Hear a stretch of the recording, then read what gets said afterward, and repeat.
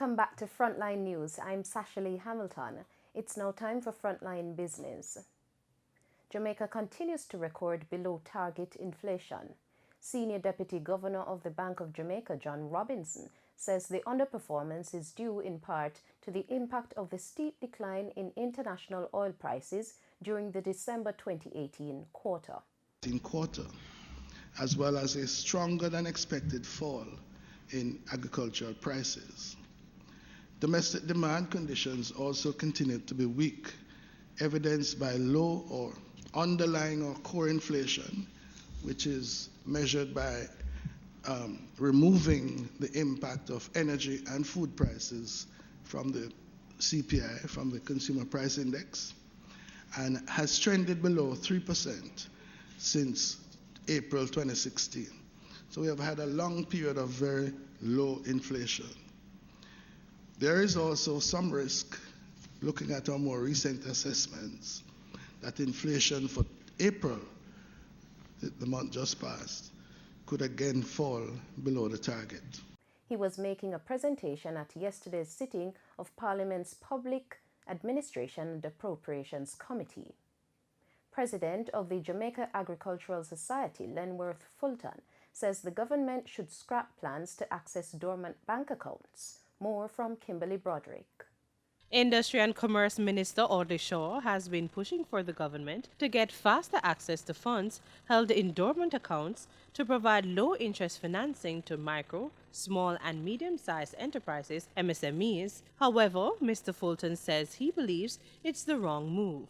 And you hear the government talking about $15 billion, which is dormant money in the Bank of Jamaica, which in one sense I disagree with, because if the dormant money is there, you must trace back that dormant money to who put it there in the first place.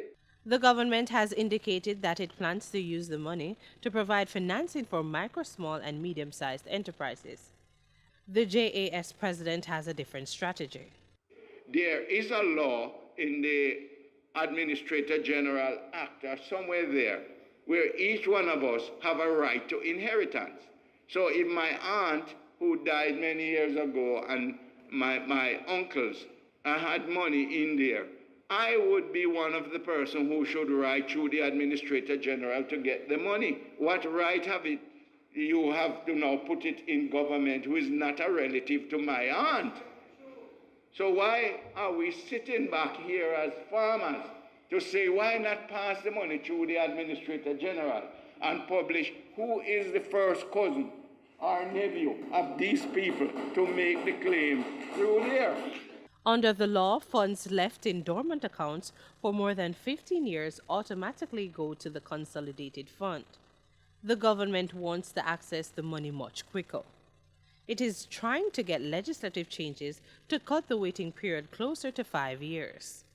Kimberly Broderick, Frontline Business. In Thursday's trading session, the JSE Combined Index advanced by 971 points to close at over 400,000.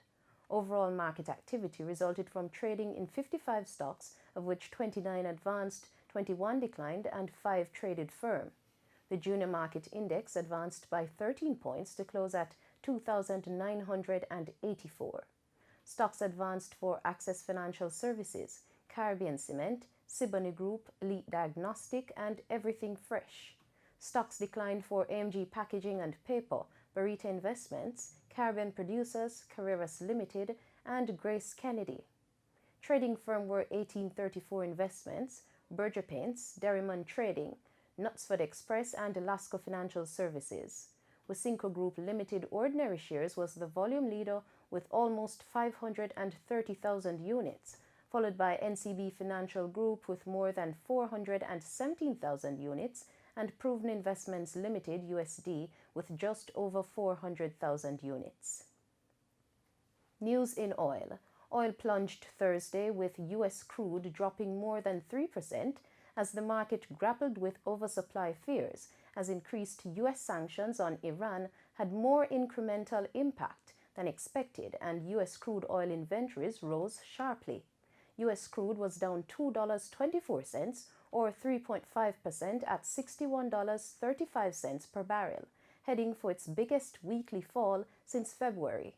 Brent crude futures fell $1.92 or 2.7% to $70.26.